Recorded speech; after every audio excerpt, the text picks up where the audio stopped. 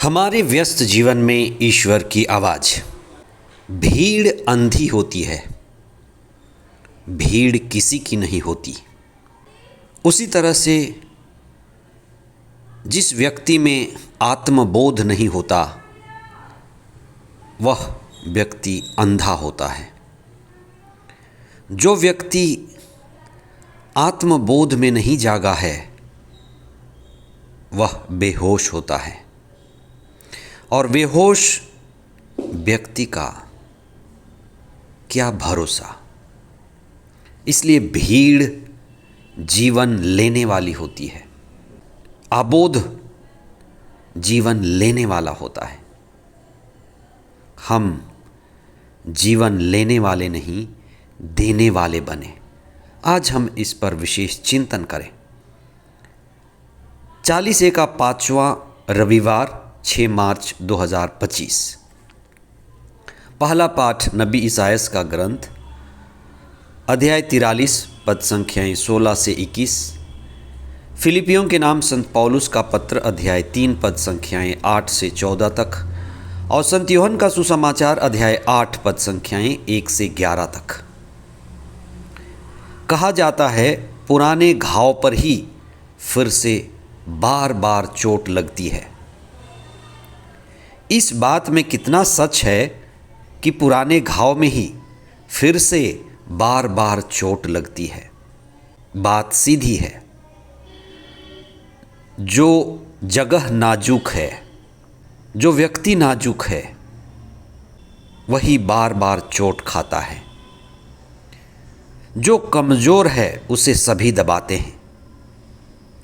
आज हम प्रभु के इस दिव्यवाणी पर चिंतन करें कि हम क्या करें कि अपने जीवन में होश और चेतना जगाएं।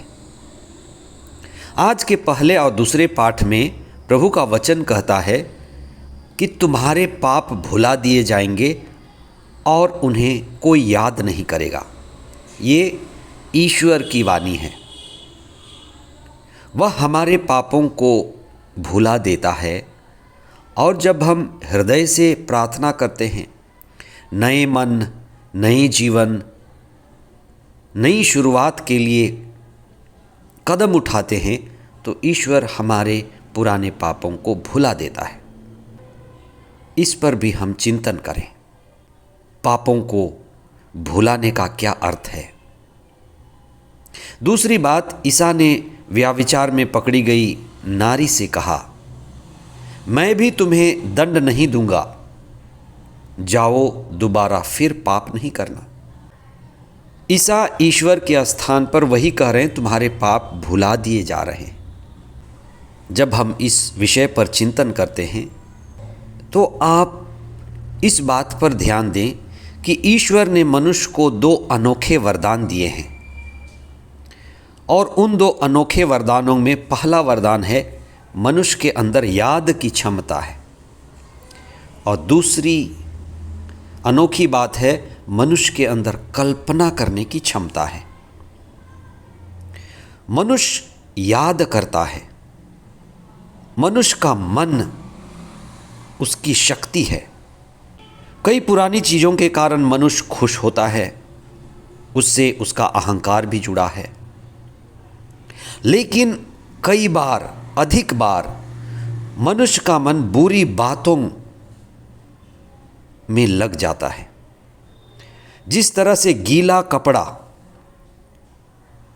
धूल को, धुएं को ग्रहण करता है, सोखता है, उसी तरह से मनुष्य का मन पुरानी यादों को, पुरानी बातों को, विशेष करके बुरी बातों को, दुखदायी बातों को बार बार याद दिलाता है। इसलिए कई बार ईश्वर का दिया हुआ ये वरदान, याद की क्षमता का वरदान और कल्पना करने की क्षमता का वरदान, मनुष्य के लिए आशीर्वाद के जगह अभिशाप बन जाता है। अगर आप कई लोगों को जो अपने पुराने बातों से, पुरानी दुश्मनी से, पुराने गलतियों से अवसाद में हैं, डिप्रेशन में हैं, अगर आप उनसे मिलेंगे तो आप ये अनुभव कर सकते हैं कि उन्होंने अपनी याद की क्षमता को, कल्पना करने की क्षमता को दुख का कारण बना लिया है। ईश्वर ने तो याद को, कल्पना को मनुष्य के अच्छाई के लिए, मनुष्य के ऊंचाई के लिए दिया था, और कुछ लोग इसका सदुपयोग करते हैं, अच्छी चीज़ों को याद करते हैं, पुरानी चीज़ों को भूलते जाते हैं, कल्पनाओं को अच्छाई के लिए उपयोग करते हैं। लेकिन कई लोग पुरानी बातों में, दुखदाई बातों में अपने जीवन को तबाह कर देते हैं। पुरानी बातें कई लोगों के लिए दुखदाई होती हैं, रुलाने वाली होती हैं। इसलिए हमें समझ बढ़ानी है कि उन बातों को, उन चीज़ों को जो दुखदाई हैं, हम बार बार क्यों चिंतन करते हैं। यह हमारे लिए अहंकार है। हम अहंकार में होते हैं और उन बातों को फिर से याद करते हैं, जिंदा करते हैं, हरा करते हैं। कई बार हम संस्कारों से होकर गुजरते हैं, पाप स्वीकार संस्कार। ईश्वर के द्वारा, संस्कार के द्वारा हमें पाप क्षमा मिलते भी हैं। ईश्वर तो क्षमा कर देता है, पर हम खुद क्षमा नहीं कर पाते। ये हमारी गलती है, हमारी न समझ है। प्रभु तो कहते हैं, मैं तुम्हारे पापों को, पुराने पापों को याद नहीं करूँगा। वो मुक्ति देते हैं, वो मुक्ति दाता हैं। इसलिए हमें इस पर लगातार और सतत काम करना है कि हम स्वयं की मुक्ति की दिशा में कदम उठाएं। और हम संस्कार ग्रहण किए हैं, कर रहे हैं, तो पुरानी यादों को, पुरानी गलतियों को, उन सभी चीज़ों को जो हमें दुख देती हैं, उनको निकल जाने दें। सुसमाचार में ईसा के पास एक भीड़ आई जो व्यभिचार में पकड़ी गई महिला को पुराने नियम के आधार पर पत्थर से मार डालना चाहती थी। भीड़ किसी की नहीं होती, ना भीड़ में आत्मबोध होता है। भीड़ अंधी होती है, और अंधी भीड़ केवल महिला को दंड देना चाहती थी। कैसा समाज रहा होगा जिसमें आदमी तो भाग गया, अंधी भीड़ सिर्फ उस महिला को पकड़ करके लाई। अंधी भीड़ से ईसा ने बातें नहीं की, बहुत कम बातें की, और उन्होंने जमीन में लिखना शुरू किया। ईसा ईश्वर के पुत्र हैं, और ईसा जो मूसा से नियम मिला था उससे भी बड़े हैं।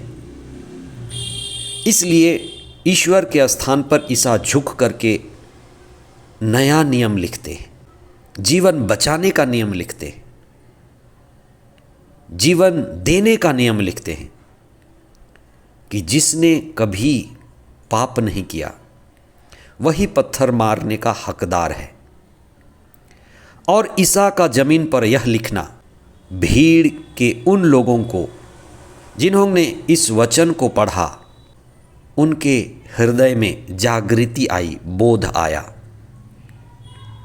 जो अंधे थे देखने लगे, स्वयं को देखने लगे, उनका स्वयं से मिलन हुआ कि मैं तो पापी हूँ, मुझे पत्थर मारने, दोष लगाने का अधिकार नहीं है। जब आत्मबोध जागता है तब पत्थर नीचे आ जाते हैं। वह जगह ऐसा रहा होगा, पत्थरों से भरा हुआ, बड़े पहले फिर छोटे पत्थर छोड़ करके चले गए। ईसा ने उस नारी से कहा, नारी क्या किसी ने पत्थर मारा? नारी ने कहा नहीं। और ईसा ने ईश्वर की उस आवाज़ को फिर दोहराया, मैं भी तुम्हें दंड नहीं दूंगा, तुम्हारे पाप भुला दिए जाएंगे। अगर ईश्वर हमारे पापों को भुलाता है, हमें नया जीवन का अवसर देता है, हमें चेतना और बोध देता है, तो हम भी मुक्ति की दिशा में कदम बढ़ाएं, नए जीवन, नई शुरुआत, और पुरानी चीज़ों को जो दुखदाई है, दर्दनाक है, उसको निकल जाने दें। प्रकाश में, प्रज्ञा में बढ़ें और आनंदित जीवन बिताएं। आमीन।